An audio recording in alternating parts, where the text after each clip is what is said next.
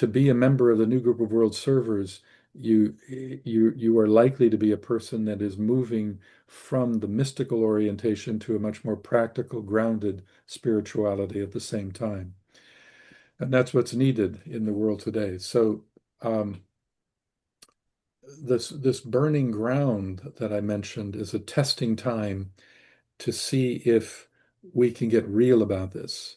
And much of the answers to whether humanity can take the next step and can take this great initiation, which I will share with you about in a moment, much of it is resting on the shoulders of the new group of world servers. Welcome back, everyone, to Joshua's Magic, a channel about the intersection of the spiritual and the mundane. Today, we've got a special guest in William Meader, and his website is emergentlight.com. Is that correct, William? Mhm. Um, and he's a been a outspoken public speaker on the Bailey writings, and has a very clear presentation. Today, we're going to be talking about the subject of the new group of world servers. So if that sounds good to you, stick around. Well, thanks for coming on, William. Good to be here. Thanks for inviting me. Did you want to plug anything like a book or beyond just your website before we get into it? Uh, I have a couple of books, and you can find out all about them on my website. All So, right, as we'll well have as the link Amazon to that books. below if people want to check Okay, it great. out. Great. And William has a YouTube channel. We'll have a link to that below too. But the new group of world servers, um, one of seemingly the more difficult to understand concepts from my awareness of people in the Alice Bailey writings. What exactly is the new group of world servers? Okay, fair question. And in the esoteric literature, the term new group of world servers has also been called the forerunners of the light. So you may hear me use those both of those terms, and they're interchangeable. But the new group of world servers there's more than one definition in the literature. The definition that I think is most broadly inclusive and useful is this. It represents the sum total of all people on the planet today who have had some measure of awakening to their own higher consciousness, a measure of awakening to, therefore, their soul awareness. And because of that, they're feeling a growing urge to make a service contribution to the outer world. And that so there's two parts to it. There's first, I sense my higher nature, and I feel a calling to do something in the outer world that has uplifting value to something beyond myself, and that's service. In addition, these are people that also recognize that they have to do some work on their lower self so that more of their higher self can be expressed through it with less and less distortion. So there's kind of three parts to it. I'm awakening to my higher consciousness. I feel, therefore, a yearning to serve humanity. And I recognize that to do that more effectively, I have to work on transforming my lower self. You see, because the in this philosophy, it's understood that who you really are is the soul, and that the soul is encased in an outer garment that we would call personality, or the mainstream might call it ego. And that ego, that personality, is destined to be the servant of the soul. And yet, for many, many, many incarnations, it's an independent agent. And so much of the path has to do with not only awakening to the soul, but also recognizing that we want to bring more soulfulness into the fabric of our day-to-day lives. And to do that, we've got to do some work on our lower self to transform it, because in all of us, there are measures of impurity within our lower nature. The personality has three parts to it: a mental component, emotional, and a physical. Sometimes we call it the threefold personality. And the key is to realize that it's important that those three parts of the personality are important, useful tools that the soul is destined to utilize as a way of interfacing with the world and making an uplifting contribution to the betterment of something beyond oneself. So I would say that that's the kind of the broad understanding of what the new group of world servers is all about. See, just one of the important concepts to keep in mind, Joshua, is that it is said that the soul evolves over time, but it's got several laws that govern it. And one of those laws is called the law of service. Every human soul wants to express itself through the personality in service to humanity. It wants to do that without the personality's independent tendencies getting in the way, and therein is the challenge. And in And so that, doing, it yeah, wants and to that's serve. that's what most people are used to, right? The personality serving the personality, the mind serving the emotions serving the mind, instead of all three of those vehicles being sanctified to serve the soul or to be a vessel for the soul's energy. Right. Yeah, that's right. And the path, the spiritual path leading ultimately to eventual enlightenment is the gradual transformation of the personality from an independent agent to a willing servant on behalf of your higher nature, your higher promptings, the soul itself. That's right. Yeah. And that's sort of where humanity is heading as well as above, so below there. All individuals are there, are eventually going to get there, but the masses haven't yet awoken to the soul. But people that are on the path, who it means, what does it mean to be on the path? In this philosophy, it means that you've had an awakening. You've had an awakening to your own higher promptings, your own soul nature. So you recognize your own duality. You recognize your day-to-day consciousness, but you recognize something higher, something wiser, something more broadly inclusive, something filled with Christ-like love. And that's the awakening to the soul itself. And from that point forward, your life is, and many lives after that are never the same because now you realize that there are, you might say, two of you there, and you need to transform the lower so that it becomes the servant of the higher. Appropriate thought for Gemini, if we're still in Gemini. Ah, you're a Gemini. Aha. No, no, I Okay. mean right Oh, now. for anybody. Yeah. Uh, yeah, yeah, we're still there. We're still there. Yeah, So the the new group of world servers is new, or at least relatively new. The first writings on it were about 100 years ago. right. Um, what was so new about it, and what how did it come to be, or why did it come to be? What's the new aspect of it? Well, that's a Not really always interesting a group question. of servers in the world. Pardon me? Were there not always a group of servers in the world? Well, yes and no. Yes, from the point of view that anytime throughout history you wake up to the soul, there's a growing urge to shift your allegiance of emphasis away from your own individual preoccupation with ego-driven ambitions toward concern for the welfare of the larger whole. That's a natural transition that would be true of throughout all of history when people have awoken to their own soul nature. The new group of world servers is a more organized approach to that. Um, and the new group of world servers is its history is interesting. You're right. It was about 100 years ago that the first publication or notification of it was in made public. And the new group of world servers, I should mention, is made up of a vast variety of people from it's both men and women, people in every country. There are members of this group. They are people from all socioeconomic branches. Some of them are wealthy, some of them are poor. It doesn't matter. It's all about where is your capacity to serve, and can you bring your best forward in service to human upliftment. So it's a very diverse group of people, but it's organized internally, not externally. So the new group of world servers shouldn't be viewed as even an organization. It's better to view it as a spiritual organism. It's an organism that is a collective body of consciousnesses that exist on the inner planes.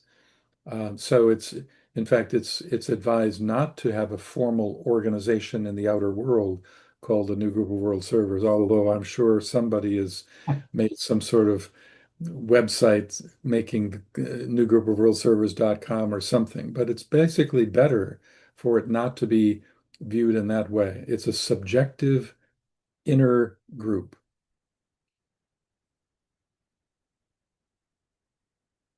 Sorry, I was just trying to check if there's actually a new group of world servers website. Oh, I don't know if there is or not. I haven't looked, but it wouldn't surprise me. But the point is that it's subjective and it has its origins much earlier. So here's an interesting feature to this.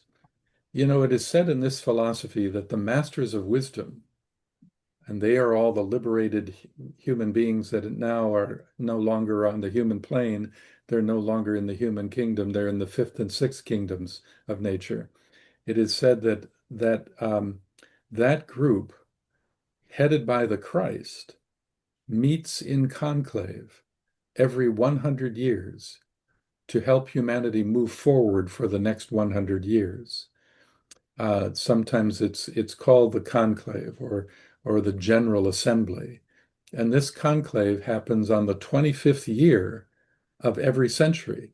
This is why 2025 is so incredibly important in this philosophy. In many ways, we've been waiting for this year for the last 100 years, actually, because it is believed that at this time in human history, in this year, this group of advanced souls that are already liberated are internally in a place called Shambhala, deep inside, where they're fusing their consciousness to begin to shape new intuitive higher ideas to then seed the mental plane with these new intuitive ideas in hopes that humanity will start to grapple with and sense those intuitive ideas and then bring them forward in service to humanity and in support of humanity moving forward in a positive way.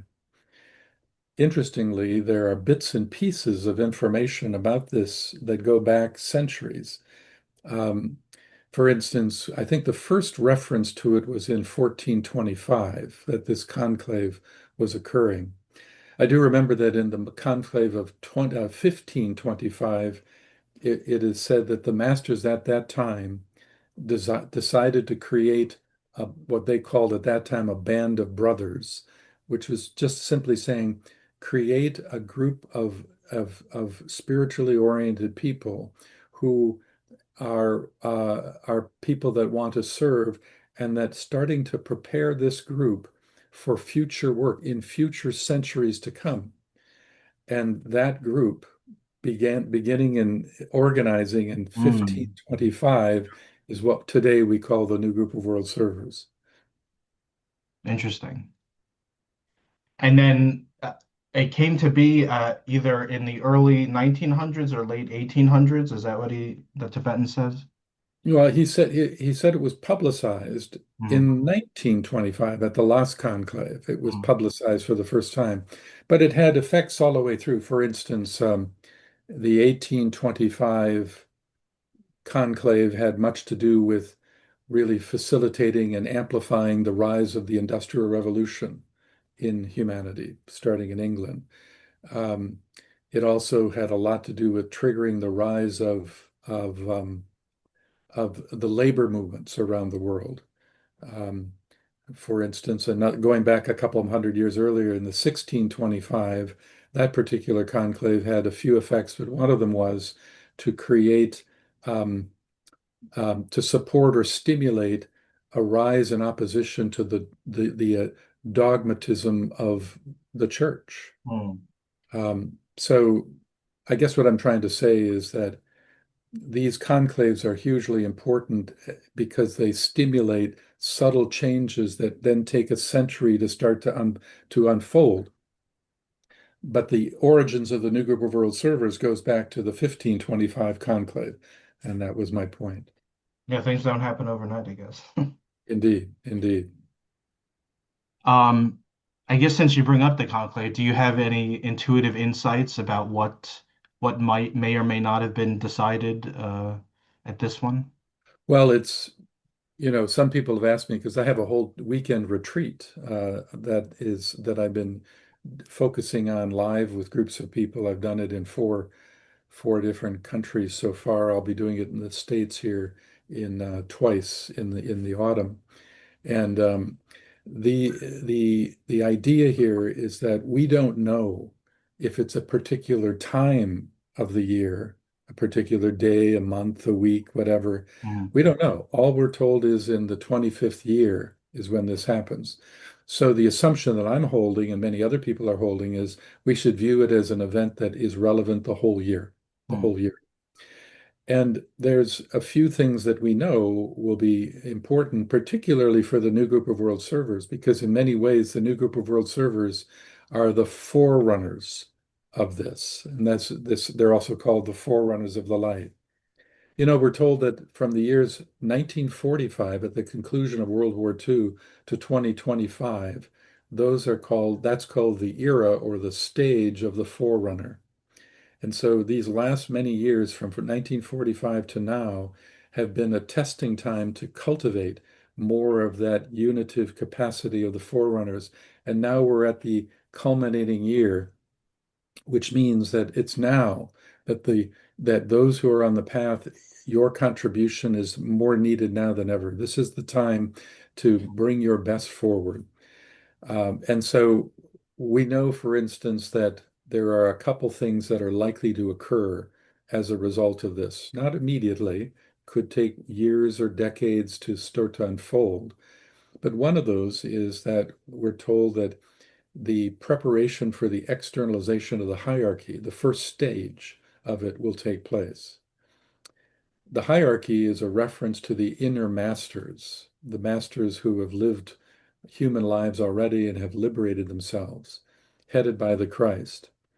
And it's long been understood that the day will come when that group of advanced souls returns to the earth in a more holistic, whole way.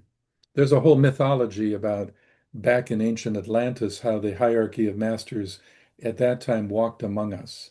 And I won't get into the whole mythology of that, but essentially there was a need to protect the light, and the mythology goes that the hierarchy of masters to protect the light withdrew into subjectivity, onto the higher mental plane, and have largely been there ever since, but with the assumption that the day will come when eventually they will begin to reincarnate or come forward in greater numbers and be among humanity in a more obvious way. And that is the first stage of that is said to be stimulated at this conclave this year. So it's an amazing year.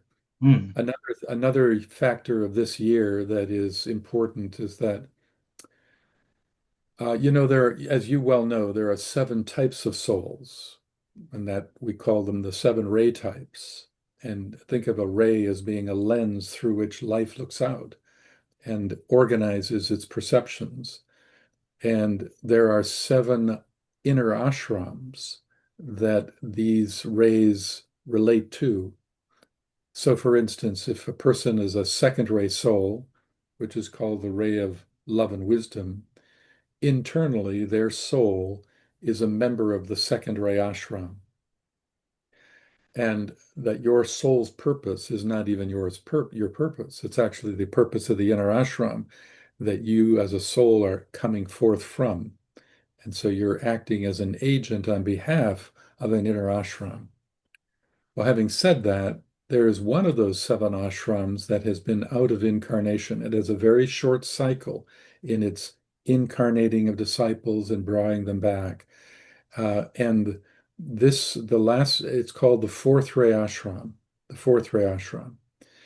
And the last time the fourth ray ashram manifested and integrated into society, it's what launched the Renaissance of Europe. That ashram has been out of incarnation now since that time, but now it's beginning in 2025. It slowly begins its incarnation again. And we believe that by the middle of the century, the first wave of fourth ray souls will reach adulthood, and a new kind of relationship to the arts will occur, because the fourth ray is the ray archetypally that's most related to the arts and culture. So that's another major factor related to the year 2025, the beginning process of the externalization of the fourth ray ashram. Yeah, there's a lot there. And like you're saying, the in Atlantean times when the hierarchy or the masters or as the gods, as I think Plato referred to them, Yeah, um, they were amongst humanity, but humanity was kind of like infants or teenagers even. that's right. Probably still teenagers. But um, yeah, it was more emotional. And then they withdrew the mental plane, and now they're kind of waiting for humanity to develop enough of the mind aspect or the ability to think instead of just feel or react. Yeah, And I I guess mean, that's part of the work of the new group of world servers. yes, and in a way, the crisis in Atlantis, according to the mythology, is that duality was at its highest point, and so huge conflicts were much more present at that time than now. You see, ancient Atlantis is there's a mythology that said that at that time there was a great crisis that happened because it is said that at that time within the human kingdom duality was at its highest, and the duality between light and dark was at its highest. And that's what triggered the need for the masters to protect the light because the emergence of a strong antithetical force to humanity's future was starting to emerge. And there's a whole, again, a big mythology around all of that. But um, that fourth, that whole group of enlightened souls hasn't been with us for since that ancient time, with the exception of periodic masters who would incarnate in different places in the world at different times. And that's been fine, but the day will come, it is long believed, where the whole ashram will start to incarnate in a fuller way.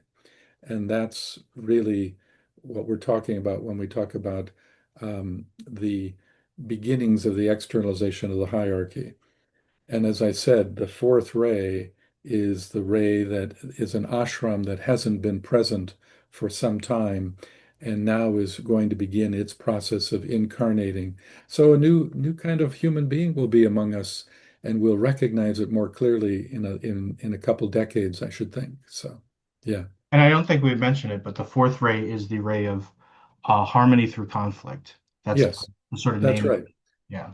That's right. And so that kind of weaves into another very important subject, and that is the idea that it's so important, friends, so when you think about this, to understand that this philosophy teaches that all of humanity is a great singularity of livingness.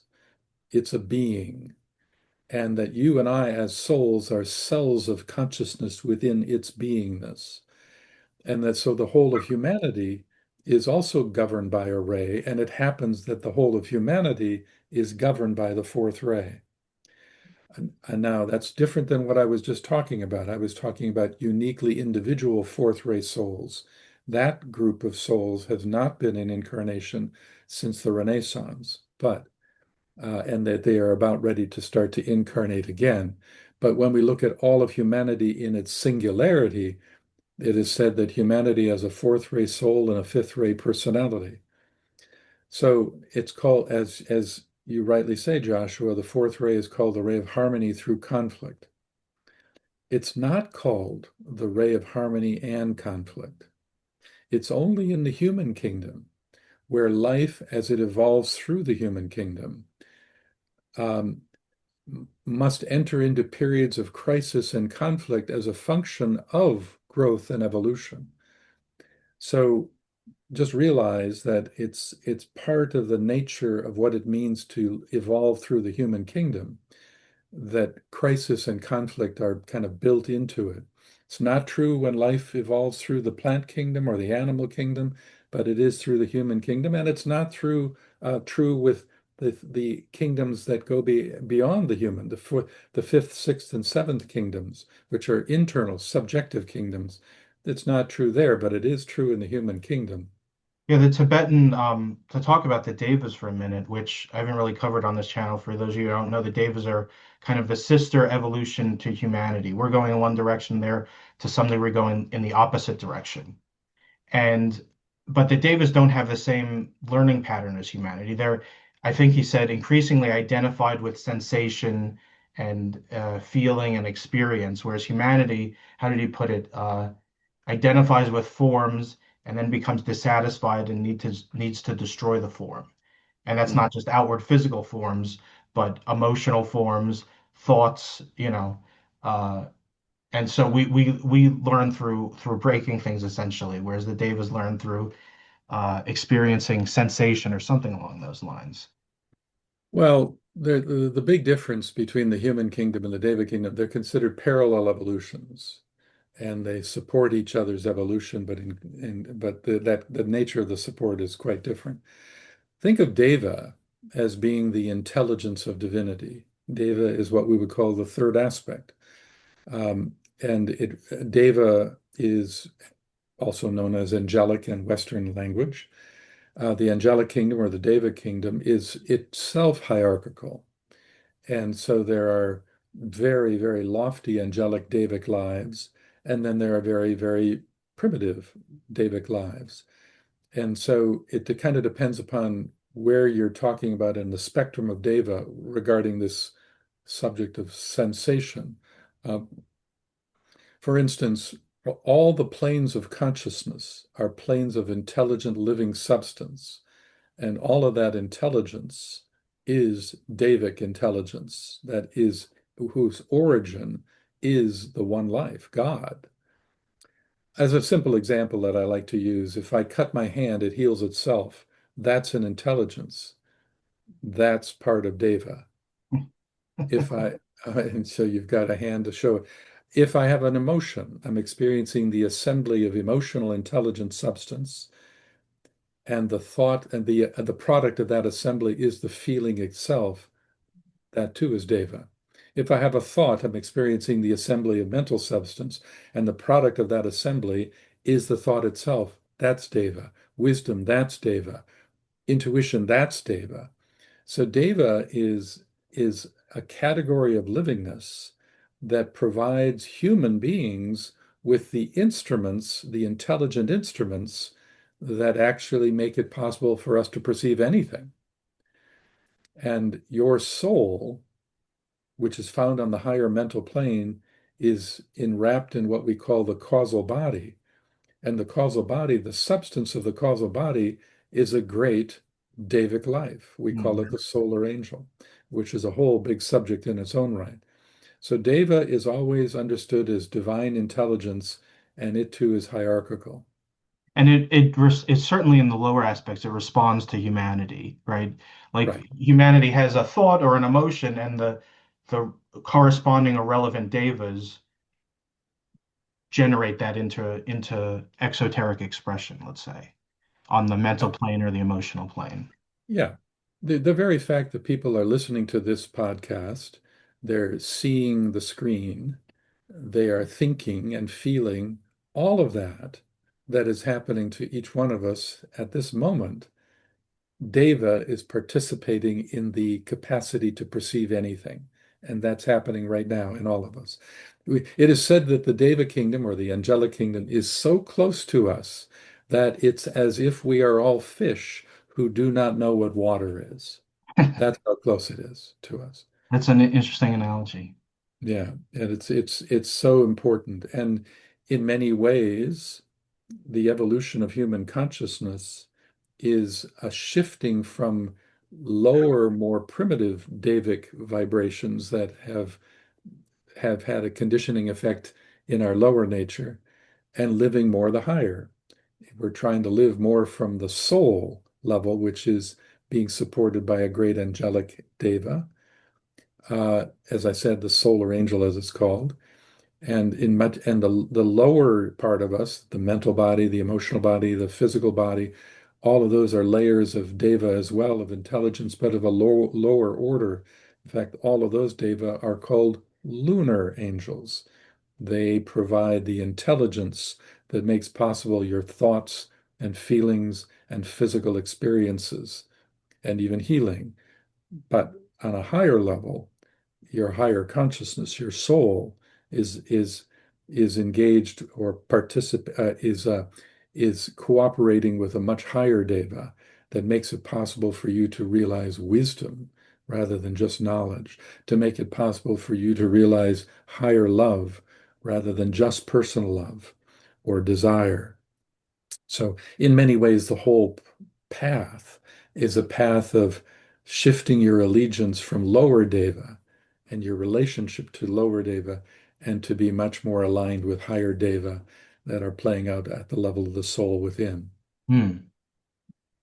So there, again, back to the fourth ray and this conflict, there's this cleavage between the higher and lower. And one of the things you mentioned you want to talk about was sort of the world crisis today. Yeah. And so what I mean, you can look at the news and see what's going on, but on maybe a deeper level, what's going on and what is the role of the new group of world servers in working through this, I guess. Okay, so let's talk about that. So it is said that humanity is in a crisis period, which is sometimes called the period of the burning ground.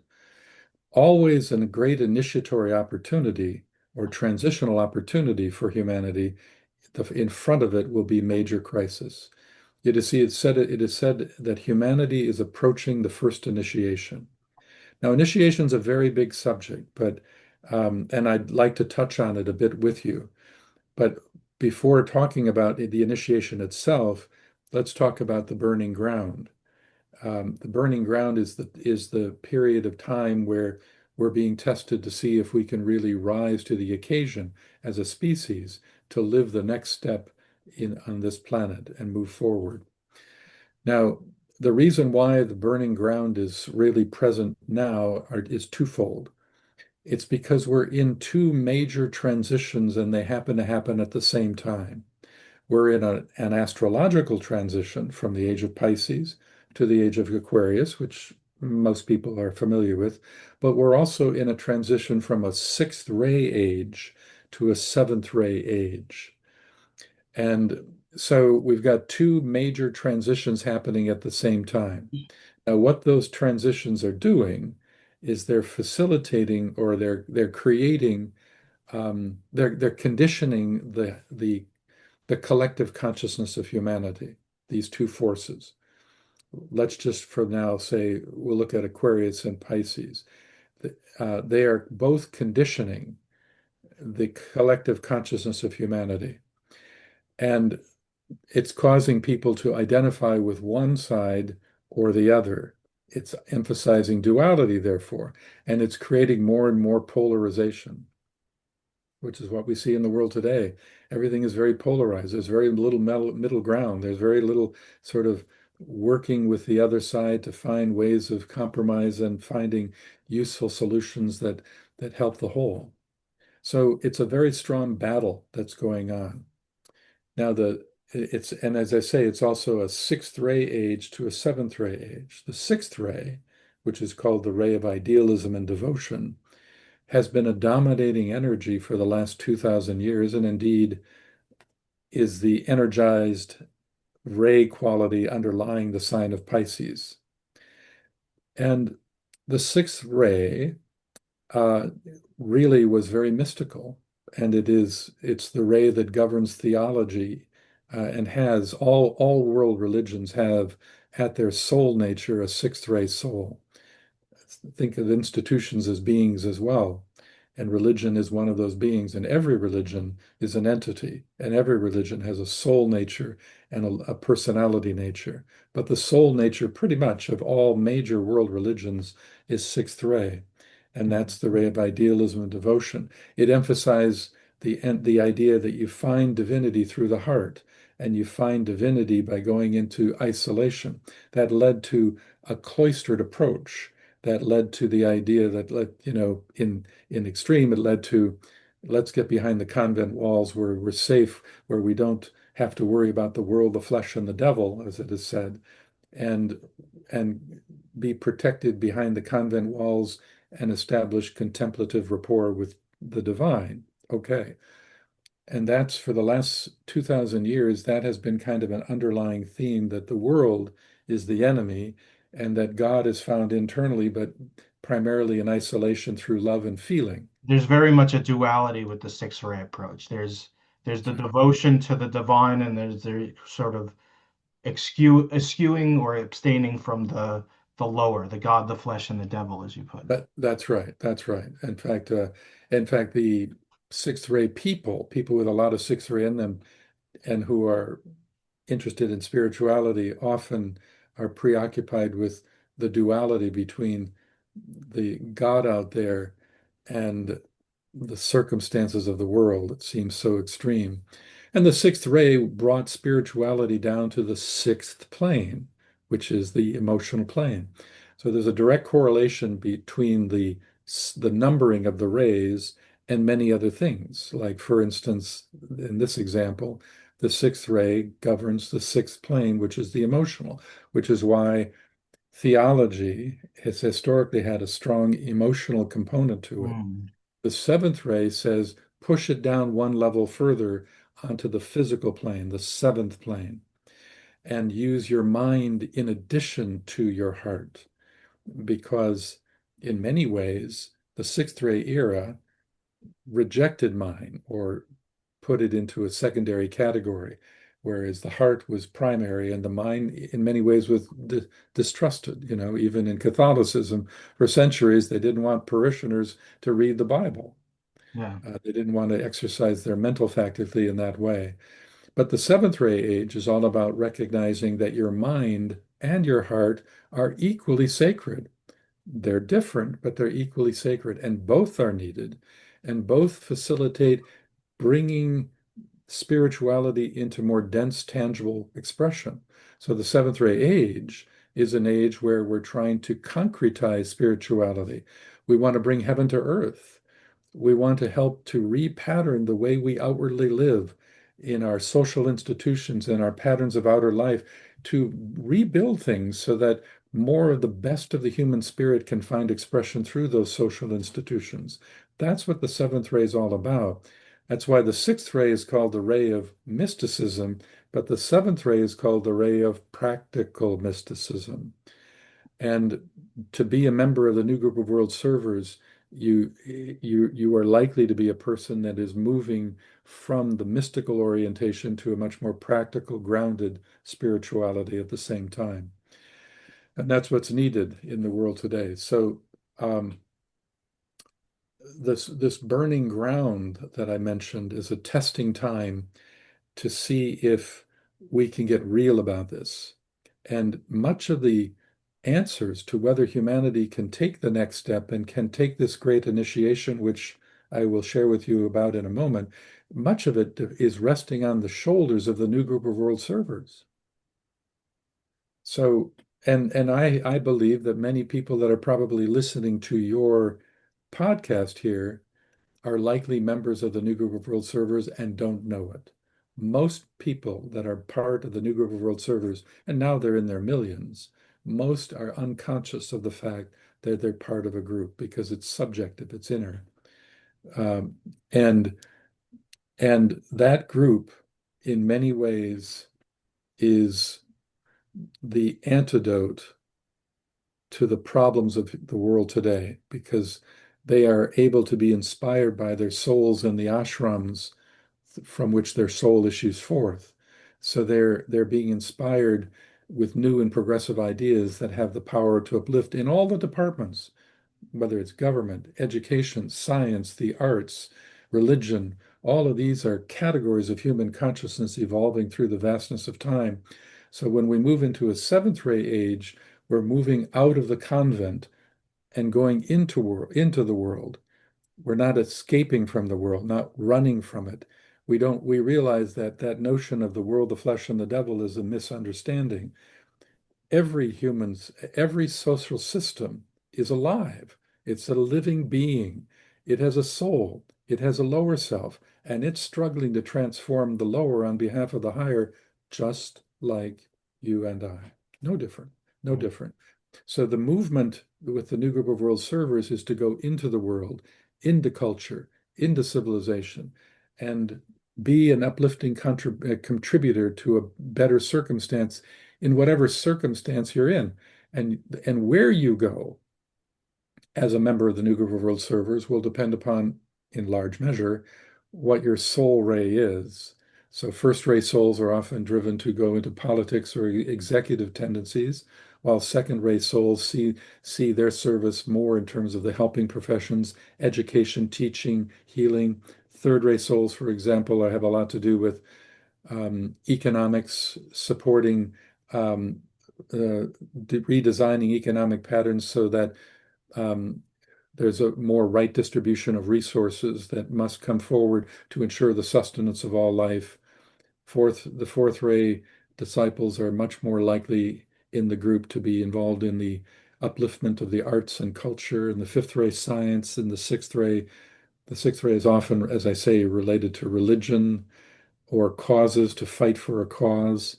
And the Exactly. seventh ray ashram is the ashram that it doesn't rule any particular social institutions, but they're the manifestors that actually get things done and actually help all the others to really ground what they're trying to bring forward into the world. All of that is part of the new group of world servers initiative. And as I say, many people listening to this, I suspect, are likely to be members of that group. So what are some qualities? Because, manifesting the soul is one thing, but the Tibetan goes into some of the qualities of the new group of world servers, and some of them are very esoteric. Others are more easily understandable. So what are these kind of like qualities or attitudes or stances that kind of the characterize this group? Well, there's many perceptual attitudes that are important. For instance, to be a member of the new group of world servers, you have to have a measure of your third eye opened. And if your third eye is partially opened, and it is partially opened until you're fully enlightened, it does help you to sense the underlying unitive field.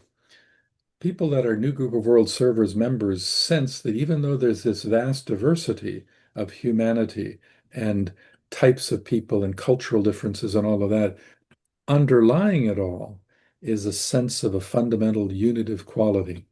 And people that are part of the new group of world servers are people that somehow internally sense that and are driven to actually use that sense as a key component of their desire to serve. It is said that, for instance, a first degree initiate is somebody that quote assumes the burden of the future, Hmm. assumes responsibility to serve humanity, and and will sense that need to serve by sensing that underlying it all we're one, not just in kind. Yes, we're one in kind. We're all humans with same motivation, similar motivations, but we're one actually in essence. And that essence is what I mean by the soul of humanity. So that's a major, major feature of the consciousness of a member of the new group of world servers, as an example to what you asked. Yeah, and I think didn't wasn't it said that they're actually the new group of world servers fulfills the role of the third eye in the planetary scheme of things, the humanity's the throat. Is that correct? Okay, well, that's really good. Yes. So, okay. So in the globe itself, the earth is a being. The earth is an entity. The earth is a God to us. And that kingdoms of nature are layers of its consciousness evolving over the vastness of time. Now, the that these the human kingdom, the whole human kingdom, is said to be the throat chakra to the planetary logos. Think about that for just a minute. The sum total of all consciousness in the human kingdom, all thoughts, all consciousness of the human kingdom is this vibration, the throat vibration to the planetary Lord, which is the planetary logos, a God to us. Kind of begs the question, what's the function of the throat chakra? To really get at that is to really understand what's the reason for what is the story about life evolving through the human kingdom. And the throat chakra in any of us is the chakra used by the soul to shape new and progressive ideas creatively that have the power to uplift. And that's the destiny of the human kingdom, to be the creative agency for the whole planetary logos. Now, having said that, the new group of world servers holds a secondary position as well, and that's what you were alluding to, Joshua. And that is that the new group of world servers also play a part in the Ajna center of the planetary logos. Um, so uh, it kind of makes sense because it's the people that are awakened to the soul, the forerunners, who have internally developed the capacity to be sensitive to the intuitions coming from on high and are able to begin to shape thought forms that support that new insight that's coming to them. So just understand that it makes perfect sense that the new group of world servers would have a role to play in the third eye because the third eye provides the vision of where it's going.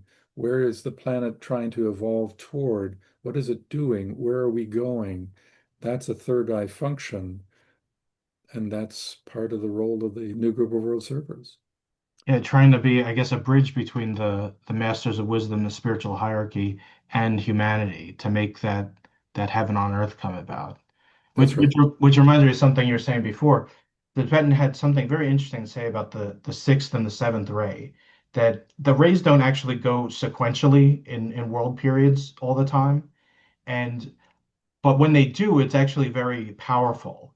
And Mhm. so the sixth ray really set up the possibilities of the Aquarian age from this sort of devotion or mysticism to the spiritual, the Right. focus on the spiritual. And now with the seventh ray coming in, which is a very grounded, the outer expression, the ritual, that sixth ray focus can be infused into the world for the externalization of the hierarchy, for the building of the kingdom of God on earth. And so we have kind of an opportunity here that isn't always the case throughout history for a number of That's right. reasons. That's quite right. That's quite right. It's also very rare that a rheological change would happen at the same time an astrological change Hmm. would. So that adds complexity to it. And it's all working toward the first initiation for all of humanity. See, what's really trying to happen in the world today, from an occult perspective, is that the world is trying to figure out how to be one. And frankly, if we don't get that worked out pretty soon, we're all in big trouble. Yeah. And uh, and so because we're approaching the first initiation, which is we're in the burning ground phase leading to it. And if it's a global initiation, which it is, then the burning ground would also be global as well. Welcome to the burning ground, folks. We're there. We're there now. Now, And many of us wish we weren't. well, I personally am so glad that I am because what an interesting time to be here. What an interesting time to be of service. And because there's so much crisis being exposed, you can't change anything unless you see it. And see, what's happening is the soul of humanity is trying to infuse itself into the personality of humanity. And because of that, shadow issues, and now I'm shifting to a Jungian terminology here, shadow issues dislodge and rise to the surface. And that's why in the last many years now, we've been seeing the worst of governments. We've been seeing the worst of religion. We've seen the worst of business. And I think if we're honest with ourselves, we've probably seen the worst of ourselves also. Hmm. And it's and yet that's so traumatizing to all of us, from a personality perspective. But look, you can't change anything unless you see it. And now we see it more clearly. And so in a way, the crisis is helpful. It gives us a perspective of what has to be worked on. Now, the first initiation is called the birth of the Christ within the heart. It's got other names as well, but that's the most commonly used name. So, really, the first initiation that the new group of world servers will be addressing in their own unique ways is going to have two things to deal with. Number one is love, and that's what we hear when it says the birth of the Christ within the heart. It does say something that first initiation has a lot to do with love. And love on a deeper level is the power to recognize the underlying unity of all things. That's love is hierarchical, friends. It's hierarchical. And on a much higher level, it's more impersonal, but much more broadly inclusive. And it's the kind of love that senses that underlying unity that I'm talking about.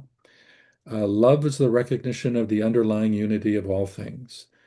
Now, so when an individual is approaching the first initiation, his or her heart chakra is opening wide, and the Christ has another place to work through or express through.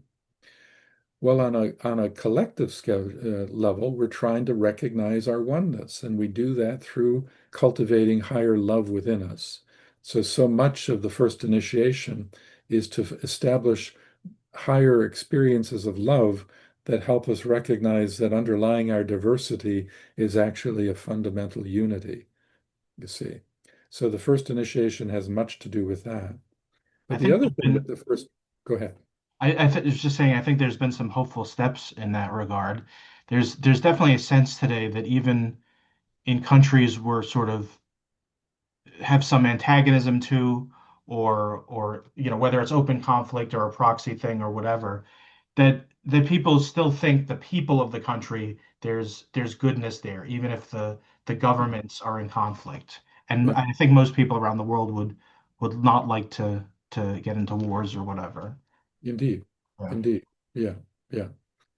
So, Joshua, the other factor of the first initiation is that when an individual, what I'm doing here is I'm kind of talking about the first initiation for humanity, but talking about how does it look for an individual and then extrapolate it to humanity.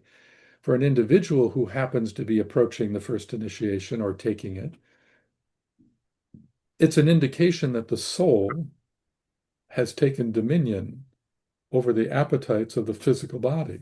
Remember, the first initiation has so much to do with mastery over the physical appetites and your physical relationship to life. It's not surprising, therefore, that the seventh ray rules the first initiation Mm.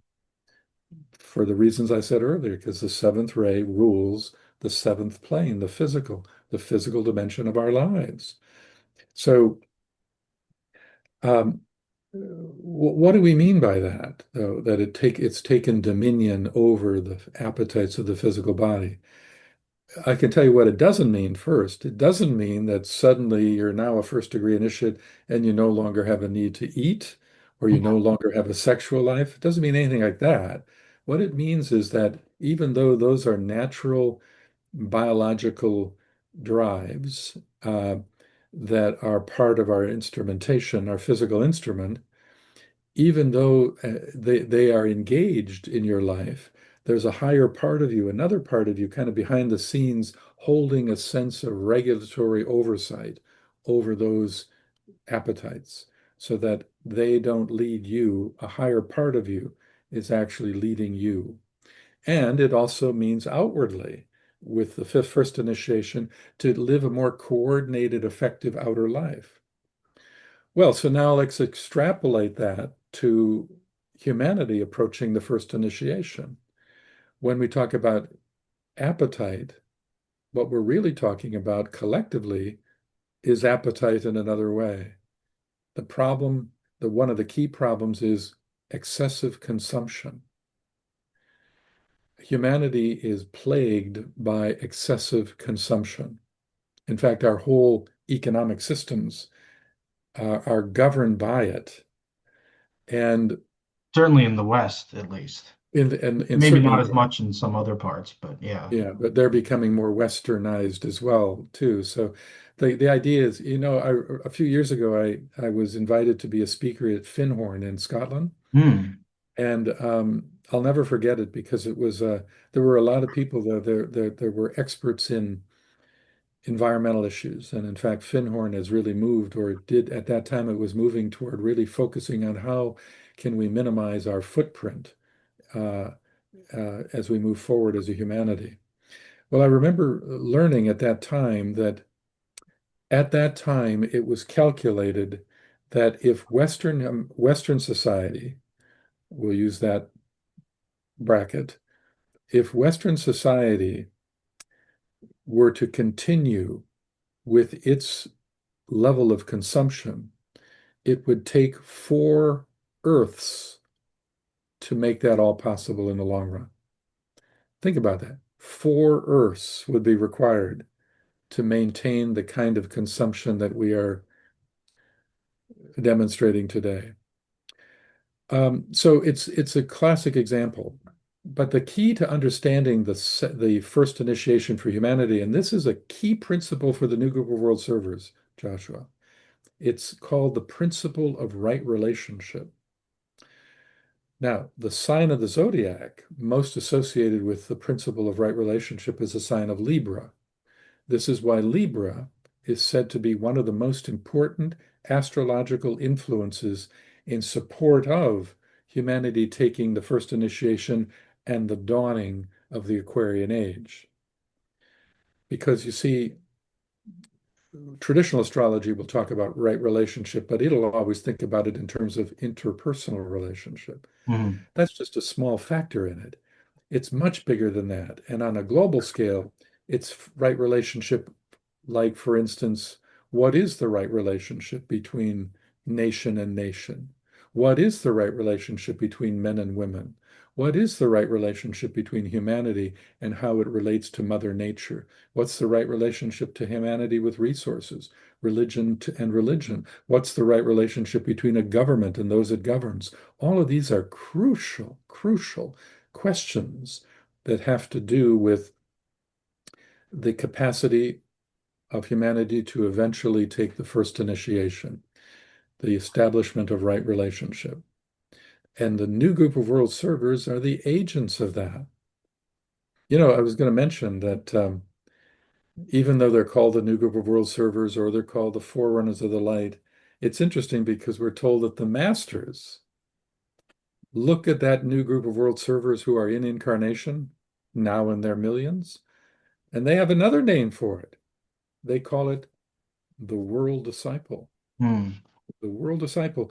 And the transformation of the world rests on their shoulders. So those of you who are listening, who are feeling yourself as maybe part of the new group of world servers, I guess I just put a heavy weight on your shoulder. Sorry about that, but it's true. Well, yeah, it's like the I don't know if it's a Boy Scout saying or just the saying they used a lot, but lead by example, right? Mhm.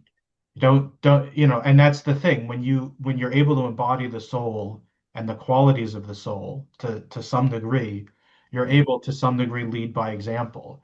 And it's easy to tell people, you should do this, you should do that, but it's a lot harder living it yourself.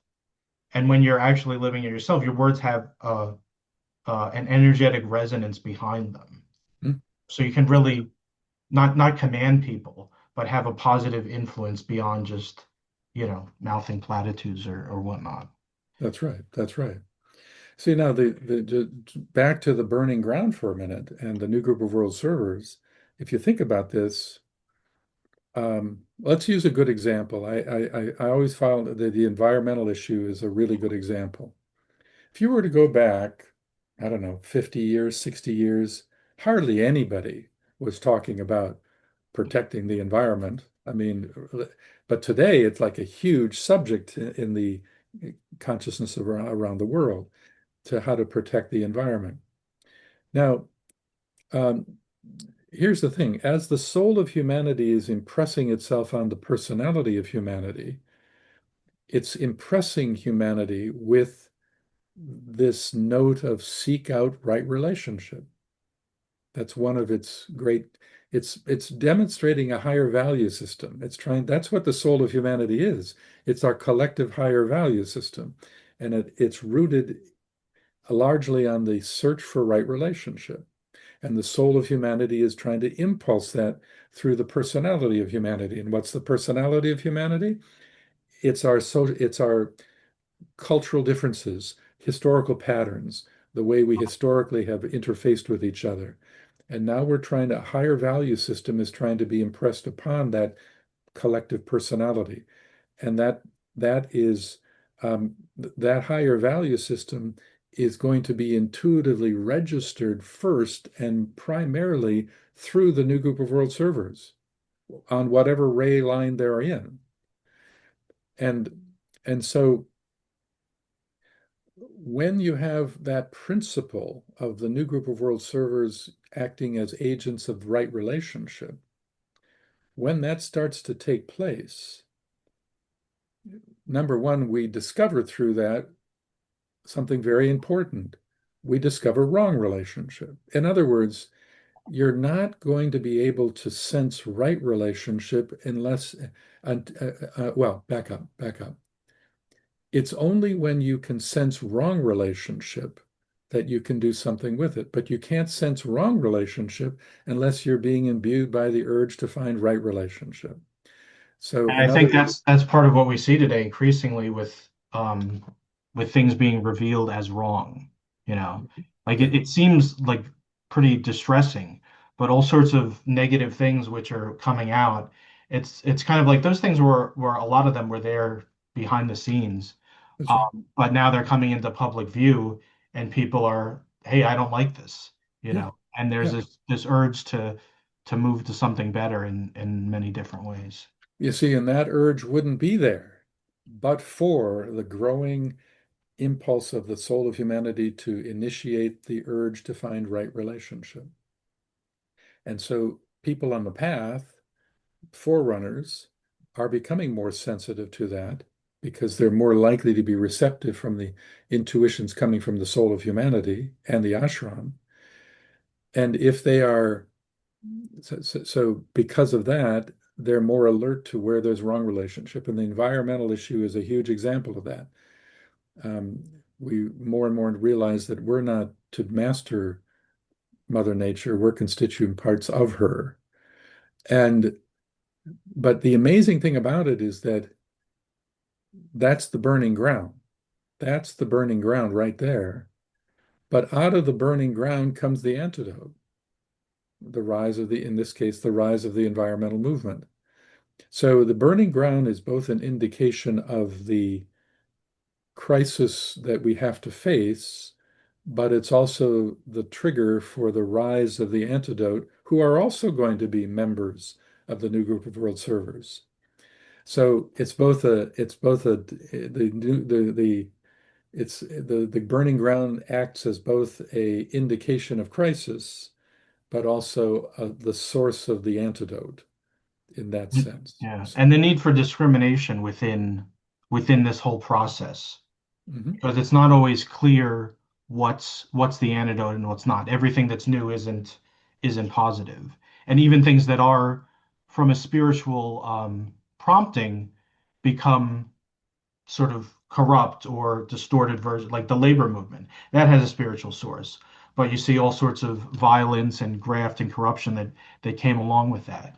So even when there is a spiritual impulse behind the movement, there's the real need for discrimination and to, I guess, to tune into what's the real soul or the real good that it's doing versus the more distorted expressions of it. Right. I mean, everything that happens has a potential of wrongful application, and that's throughout history. Throughout history, there's always that. There's always the misuse of a spiritual energy. Or stated differently, these impressions are trying to come forward, and there are personalities that start to take a hold of them and try to use them for personality gain. And that's going to distort it. And we call it Especially the more concretized the energy becomes, right?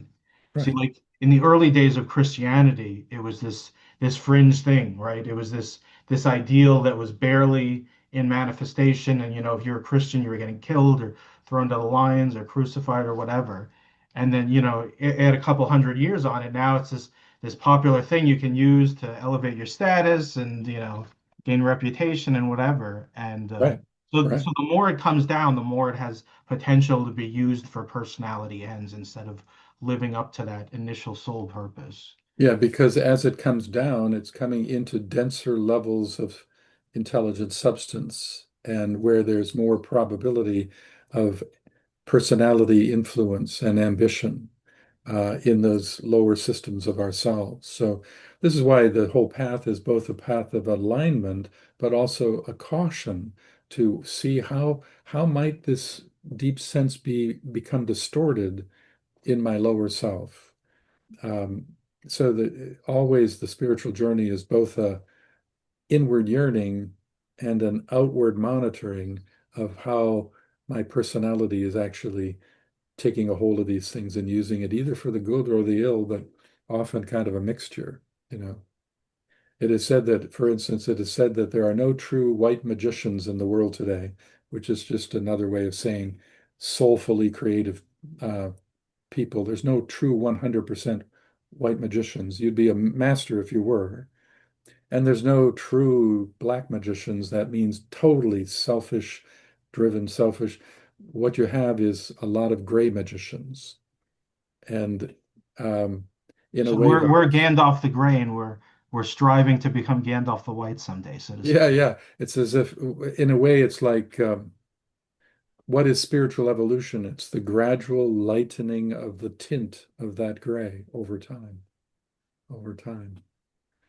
Yeah, so needless to say, we live in very, very interesting times, and the new group of world servers are crucial to whether humanity will take the first initiation or not. They are the forerunners. And this is the crucial year of making sure that you're bringing your best forward. And so I'm optimistic, although there's a lot of stress out there. It's really important to see the importance of now in your own individual lives. Is there anything in particular that people looking to be of service can do in this year that's sort of unique, other than just sort of doing the best they can, following the highest they know? Is there any particular idea or way of service that's unique to now or useful in Well, I particular? think there's a couple things. It's always try to live your spiritual life as both a mystical person and a practical person simultaneously. So be both practical and mystical at the same time. Um, also, it's interesting because I'm reminded of the in the treatise on white magic that the Tibetan wrote. In one of his sections, he has what are called the 15 councils, not the 15 rules, the 15 councils. And in them, one of them says something like this, and I paraphrase, always seek the golden thread of truth within illusion. Seek the golden thread of truth within illusion, meaning when you look out at the world or whatever it is your field of service is, and you see the forces of opposition that are out there, realize that everything is a mixture of darkness and light in differing proportions. The idea that this option is evil and this option is purely good, that kind of black and white thinking is now considered primitive thinking. Instead, it's wiser to look out and say, what is the proportion of light and darkness here versus the proportion of light and darkness here? And in that relativity of weighing, we can make better decisions about humanity and the future. Um, And so seek out the golden thread of truth within illusion is just another way of saying look deeper than the thing you oppose and recognize that there's going to be some silver golden thread of truth even in the thing you oppose. Uh, Yeah, I think that's really so important to sort of the ideological conflict today, is that whatever the other side is, no matter how wrong or misguided you think they are, there's at least a nugget, at least, and probably more than a nugget of the good, the beautiful, and the true there, you that's know. right. That's right. There's always going to be some measure of truth. It may be a small measure, it may be a larger measure, but the point is there's something there. And that has to be acknowledged, and you have to see that. And the only way that you can do that is through the utilization of the third eye, because the third eye is the part of you that sees beyond the form to sense the deeper sacred qualities struggling to find expression through that form and are doing it with different degrees of accuracy and distortion. So your third eye is an agency that looks deeper than form and senses the deeper truths beyond the form. And everything, and it's just like you and I. You have a personality, that's your form nature, but you have a deeper truth inside you, that's your soul nature. Look beyond the personality to sense the soul in another person, and that's where and work outward from there. The same is true with anything. Everything has soulful quality, and measures of distorted perception, or sorry, distorted forms that are trying to express that idea. So, I and the only way your third eye can function correctly when faced with something like that is the first step is to suspend rapid judgment. hmm. The moment you have a strong opinion about this is right and this is wrong, immediately the third eye closes. And that's what's the problem. There's so much polarization of opposite points of view that they're not able to see the hidden truth in the other side, and and that third eye is closed. And And that's causing huge problems around the world. We can't see the value of the other. The rise of conspiratorial thinking is also a big part of it.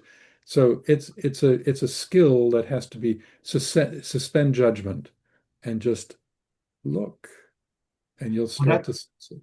that's one of the powerful things in leading to sort of the alchemy of right human relations is when you have a very fixed opinion, even if you're right or at least technically right about it, it's very difficult to actually convince somebody who doesn't agree with that or is opposed to it, right? It's very rare that you can just sort of logic somebody into your point of view. Um, but if you approach them seeking that there might be something they have to teach you, that there might be something good about what they have to say, even if it's, just 10% and you're 90% right, theoretically. Um, that opens something. There's a real spirit of communication there. And there's a lot of videos where like somebody owns somebody else or destroys this person's argument or whatever. And those are certainly fun if you're on one particular side or other, but it doesn't really persuade people to your point of view. And so if you really have some truth on your side, whatever side it is of whatever issue, there's value in communicating that to others. But the best way to do that is to listen to where people are at. And this guy Peter Boghossian, I don't know if you've heard of him, but he does street epistemology, where he basically just asks people questions, on and usually controversial issues like abortion and other things. Is like, is this okay? Do you agree with this? How much do you agree with this? And the whole process isn't him lecturing people, it's him just asking questions.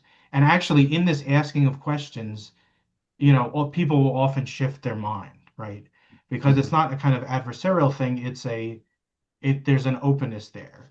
And I guess Yeah. that also leads to one of the things that Tibetan was saying about the new group of world servers, which seems like one of these ultra high bar requirements. Some things he said, it's like, oh, I could be a part of the new group of world servers. Maybe I just have to put in a little more effort and be a little bit better. But some of the requirements seem like really difficult. And one of them was to not have any antagonisms to any groups or any peoples. And it's like, that's a great goal. I don't know how I'm going to get all the way there, but Mhm. yeah, that really opens a door to Well, connecting. and not get caught in partisan thinking. Yeah. Partisanism is has to be trans. We need to go to transpartisanism, and yet today it's all polarized. And so what happens is when we polarize like this, um, we get it creates more separations. And the truth is that, as the Tibetan would say, the greatest obstacle to humanity is what he called, quote, the heresy of separateness. And when you have polarized perspective without the capacity to sense the golden thread of truth within the idea that you oppose, you're further accenting separateness. Whereas if you see some measure of truth in the thing that you oppose in a broader sense, you oppose it. But as you say, let's say there's 10% you really agree with, that's your point of connection. And you want to definitely make that because you don't want to accent separateness. That's that, it is said that evil gets its footing through the perception of separateness. Hmm. And so, yeah, so that's a really important concept to keep in mind. Another skill I can just mention to you really quickly is get used to the hill and valley experience in your spiritual journey and your work. You know, because you and I are dual. We have a soul and a personality, and we're not completely soul and personality fused. We're partially, perhaps. So what happens is sometimes you know how it is. Sometimes you have a, let's say you have a really deep meditation and you really feel like, ooh, I feel very connected. And, your lower self says, oh, I must be that close to enlightenment. And then later on in the day, you plummet, and now you're nowhere near the kind of consciousness you were. So we evolve through a waving pattern. And just always remember that you're never as evolved as your high moments in consciousness would suggest. You're never as evolved as that, and you're never as unevolved as the low moments would. Where you are is in the mean between the highs and lows in your consciousness. And the more you can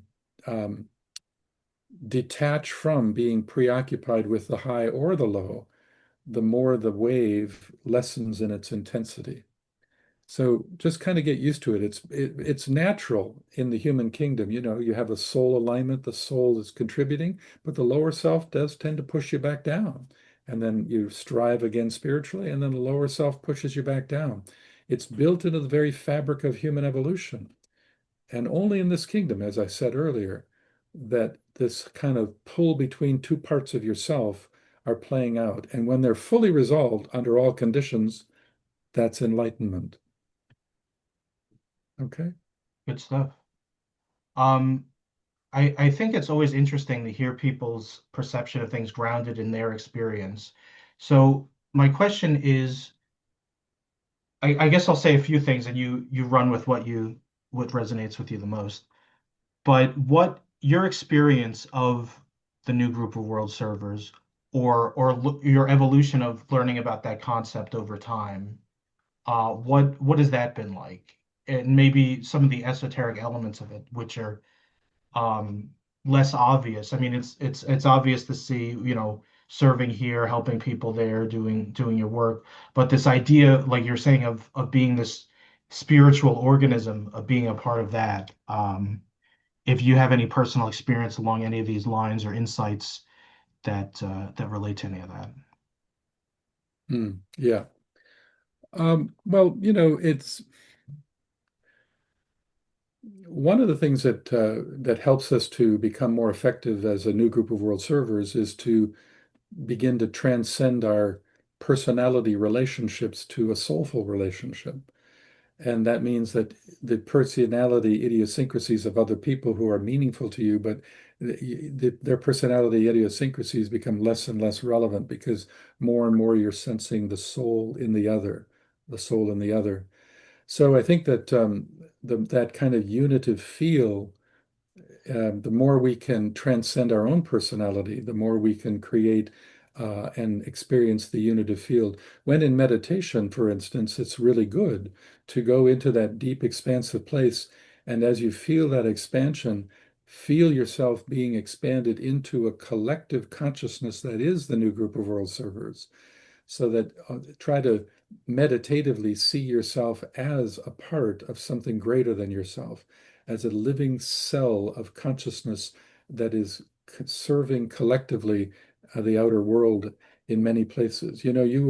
There are many parts, you're actually part of many groups. You're part of the big group is the new group of world servers, but you're also part of a lot of separate smaller groups that are designed to specifically work with some issue. Well, those people that are part of those smaller groups that your soul is a part of, you may never meet them ever, ever. Or you may, and they may be people that are out in the world technically, physically with you, but many are not. And yet, and sometimes it can feel like you're alone, but you're never ever alone. You're never alone. Um, that's the thing to always remember. And because you can look out at the world and you see the craziness that's going on, and you can think, what can I do? What can I possibly do? The truth is that you individually can't do much at all, only your part within the framework of your own life and circumstance. But as a member of a collective global group, you can move mountains. And that's what this is really all about. Also, remember this in terms of being a member of the new group of world servers. When you think about your service in the world, um, don't measure your service. Um, well, back up and let me phrase this differently. Always know that your soul is going to measure and understand its effective service in the world in a different way than the personality does. You see, the personality, it defines its soulful service using quantitative measures, while the soul uses qualitative measures. The personality says how big, how many, how often, how much. That's not what the soul does. The soul doesn't say how big, how many, how much. It says how well and how much of its nature is becoming radiatory in the fabric of your day-to-day life. Um, I'm, as you may know, I also am an esoteric astrologer, and I've had many people come to me and say, I'm not sure what my soul's purpose is, and I'm hoping you can help me by looking at the chart. And then they'll say, I just don't know what it is. I just know it's going to be big. And I say to them politely, I say, well, you do have a purpose, and the chart can provide some clues about that. But just realize that the part of you that says, I know it's going to be big, realize that that is your personality speaking at that moment. Just know that. Okay. Um, it may be big, it may be small, it's irrelevant. And know that your place in your service work is not to be, a lot of times we think we have to be out there in a big way. No, your life itself is your dharma. Wherever your life is, whatever your circumstance is, that's the place where service can be rendered. And also realize that in the deeper sense, service shouldn't be viewed as a performance. I mean, even the word service has to be redefined a bit. Sometimes people think of service and they think about, they feel service as how to put this, it seems like the vogue thing to do. That's not service. Or they feel service because they see suffering in the world, and because of that, their emotions become really, really hurt and stressed by that. And therefore, what they really want to do is serve to relieve their own emotional discomfort, you see. Um, or they're how to describe. Here's a definition of service that the Tibetan gives us. He says service is the spontaneous effect of soul contact, period. In other words, don't think of service as necessarily a doing. Think of it primarily as a way of being. Think of it as a state of existence. It's not like I serve here and not here. It's like every circumstance is a potential place where the best of you can come forward, and out of that naturally will come the capacity to outwardly serve. It kind of reminds me of the question of purpose. A lot of times people think purpose is, that's my purpose, and I'm going to go that way to my purpose. That's not your purpose. Your purpose is actually an inner journey toward the deeper, truer part of you, and to be that deeper part of you. And the outer journey is simply a natural byproduct that arises through the inner journey to stand in your true, authentic, higher beingness. So what we often think of service and purpose, we often think of an activity as an activity. It really isn't. It's really a state of being, and that activity is a natural byproduct that arises through that state of being. I hope that makes some sense. Yeah, I think that's good stuff. I liked this other illustration you've done at some classes I've seen of yours, where in the process of service, you don't serve and then connect with the soul. You connect with the soul and then out of that. comes your service. That's right. You establish the verticality of your inner life first, and then the outward service becomes the second phase of it. That's the cross, the I live the vertical life, but I express horizontally in outer service. Yeah. So this has been a good conversation. I've enjoyed it.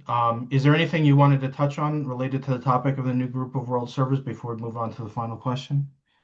Oh, I think we've covered a lot of it, and so I'm hoping that people at least get a good feel of it, and that they evaluate their own lives at this crucial time, this amazing year. This is a topic that all of us should be really looking at very closely. All right. So the final question I asked all esotericists or people involved in the ageless wisdom teachings is, what aspect of the plan should we focus on more, or what would you call people's attention to more? What facet of the plan? Mhm. Well, the first thing I'd like to say is that one of the things to know about your facet, because you have a piece of work to do in the world and your ray is going to define it. And so, one of the things to keep in mind is that you want to look at what your interests are. Master Moria, who's the head of the first ray ashram, uh, once was asked about how do you know the nature of service or your purpose at any given time of your life spiritually. And he said, well, one of the clues is to look at the trend of your thinking. Look at the trend of your thinking in your higher moments when you're looking at life and what the world needs and what your mind always wants to go back to over and over and over again thematically. Because in the trend of that thought, that interest, that theme is a golden thread, and that's it. What do you like to think about? I don't mean thoughts, your day-to-day thoughts, but I mean when you think about the world. And I'm often reminded of the fact that, remember, the causal body, the soul itself, is found on the higher mental plane. So it has a tendency to launch trends of lofty ideas or ideations. And I think about the famous mythologist Joseph Campbell, who once said, follow your bliss. He made three words famous around the world: follow your bliss. As an esotericist, I would restate that. I would state it this way: follow the trend of your thinking that gives rise to bliss, you see. Um, and finally, I just want to say this, that friends, you've got at least a feel for this idea of the importance of this year, and it is so important. Realize that this is your time. This is your time. This is the time when you are needed more than at any other time in the service to humanity. This is the most important year of your life. And to engage more consciously in it is what I encourage you to do. You see, because your causal body is storing two things inside you at the higher mental plane. And it's storing your soul's consciousness, but it's got two facets to it. It's filled with Christ-like love. In fact, the soul is the Christ in you, and it's filled with acquired wisdom that you have garnered over the crucible of thousands of incarnations, and it's stored as wise faculty in your causal body. And by the way, it's the causal body that moves from one incarnation to the next to the next. That's what reincarnates. Well, that causal body sometimes is called the treasury or the repository, and it is a treasury. There's nothing more valuable than the wisdom or the content of your causal body. Nothing more valuable than that. And that causal body, that content is so needed right now. You and your wisdom and your higher love is needed more than ever right now. And I assure you, I have no doubt that if you really, really kind of rededicate yourself at this time to human upliftment, humanity's upliftment in your own way, within your own circumstances, if you do that, I have no doubt that the inner ashram from which you come forth from will look well upon you, and that the Christ will be smiling in your direction. All right. Thank you. Wise words. And thank you for coming on and being so generous with your time, William. It's been a great conversation, and uh, please leave a like on the video if you enjoyed it, and consider sharing it to get these ideas out with people. And if you'd like to see more, make sure to subscribe. And William, where can people find you? They can get me through my website. It's emergentlight.com, or it's just my last name, Meader, MEADER.org. And you can learn about, if you sign up for my email list, you'll know when I'm doing webinars. I do a lot of webinars, and I do live presentations, as I mentioned earlier. So, yeah, check it out. Yeah, we'll have a link to that in the description and William's YouTube channel where you can find a lot of other great talks he's given, along with other channels on the internet. There's all sorts of video presentations if you're interested. But thanks for coming on, William, and thanks everybody for watching. And until the next time, may the force be with you. Thank you.